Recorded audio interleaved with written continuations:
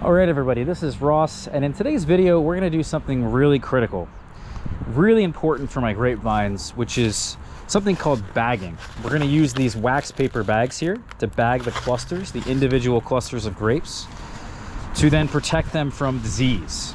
And this will ensure myself a reliable and actually very tasty harvest of grapes here in the Philadelphia area. These are actually hybrids of Labrusca and vinifera vines here that I have.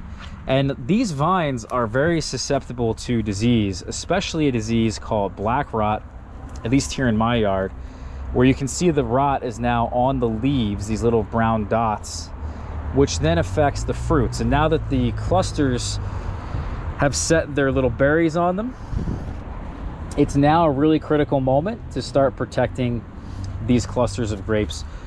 Otherwise, this disease will spread to them very quickly, and I will lose a number of grapes, a number of berries on each of the cluster. I may even lose the entire cluster.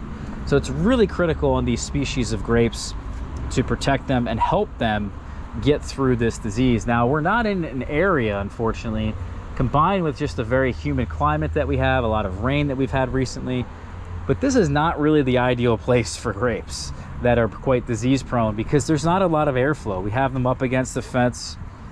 Also, the morning sun, this is east right here, it rises, but it very quickly gets in contact with this big shade tree here, and this whole area becomes shaded out, although it is sunny at this current moment.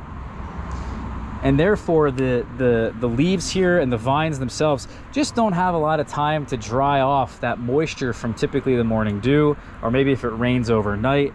And therefore the disease pressure in this location is very high. So we need to do every single thing we can.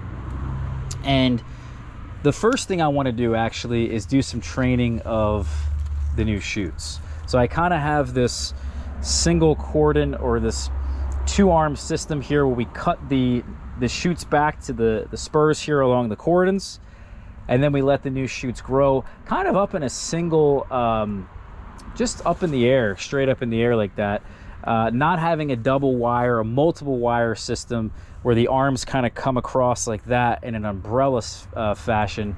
We just have them straight up in the air just because of this limited space that I have in this particular location.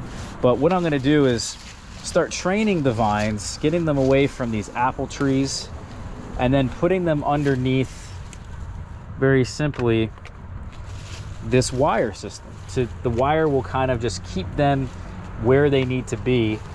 And the inevitable goal here, as we have this first wire here, which is about 18 inches above the cordon below, then we have a second wire which will keep them again intact right where the fence line is, about another foot higher.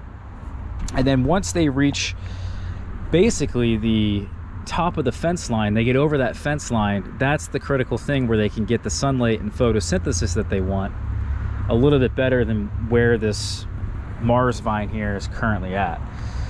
So that's the thing. We're gonna train some of these new shoots. I think most of them are already behind the wire. If not, we will place them behind the wire. And then the next step here, very quickly, as I put some of these behind the wire, is to thin out some of these leaves.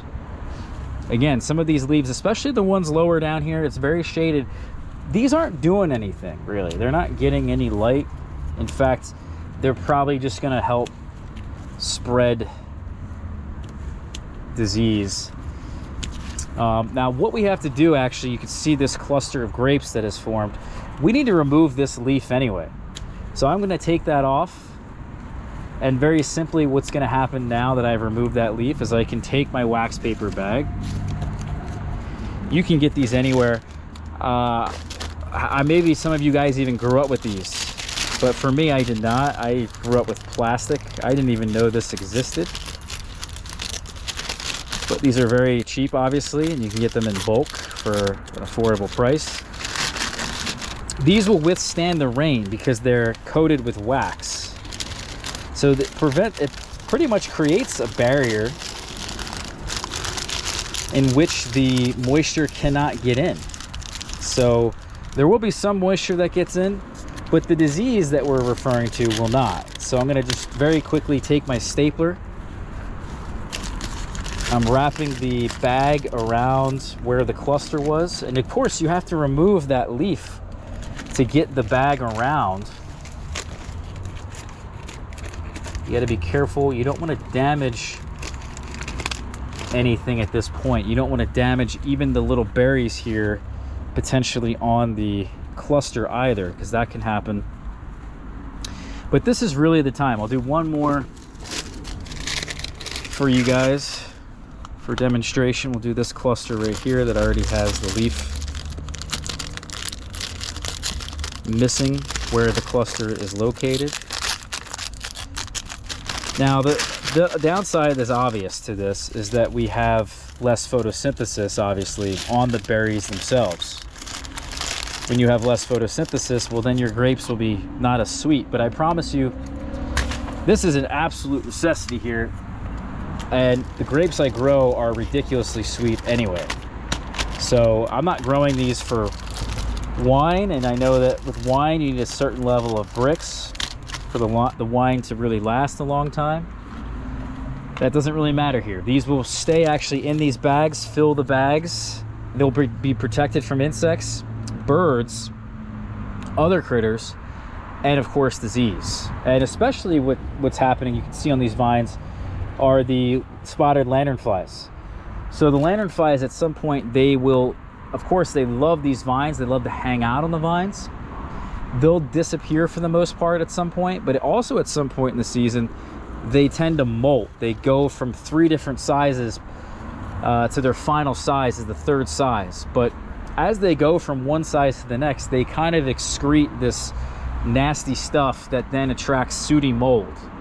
And then the sooty mold could potentially get on the clusters themselves. But in fact, what you'll find out at the end of the season is by bagging them, all the mold's on the outside of the bag. So you end up doing so many functions actually just by having these bags around the vines. It's pretty incredible. Now I'm at the top here, just moving some of these vines a little bit over and spacing them out a bit, because I want to give each of these new shoots here some more room to breathe. It's important spacing these out a bit, and of course that they're not going to stay obviously, but we'll remove these lower leaves. This will just go below as compost. And you know what, it's not really doing anything either. We have some mulberry seedlings coming up underneath here. Here's actually a shoot that is growing straight towards the ground, but I don't even see any fruits on it. So I'm actually just going to cut this out and we'll just remove that. Same thing with this shoot back here. I'm not seeing anything on it. We're just creating disease potentially. We need better sunlight, more photosynthesis. This is really the way that we're going to get it. So you kind of get the idea here, guys, of the training and the disease preventing of the disease that I'm doing currently with the help of these bags, with the training, the pruning that we're doing today. That's really all it is. I hope you guys got something out of this. You learned something. I don't want to be thinning too many of these shoots, but that's the unfortunate reality. I should have probably came in here a while ago and thinned out these shoots a lot more, especially the ones that didn't have any clusters on them. But you know, it is what it is. I'd rather do the deed now than not do it at all. So anyway, that is the little video here we had for you guys. I'm gonna bag my grapes. I thank you all for watching this one. We'll catch you guys soon. Hit that subscribe button. See you guys for the next video. Take care.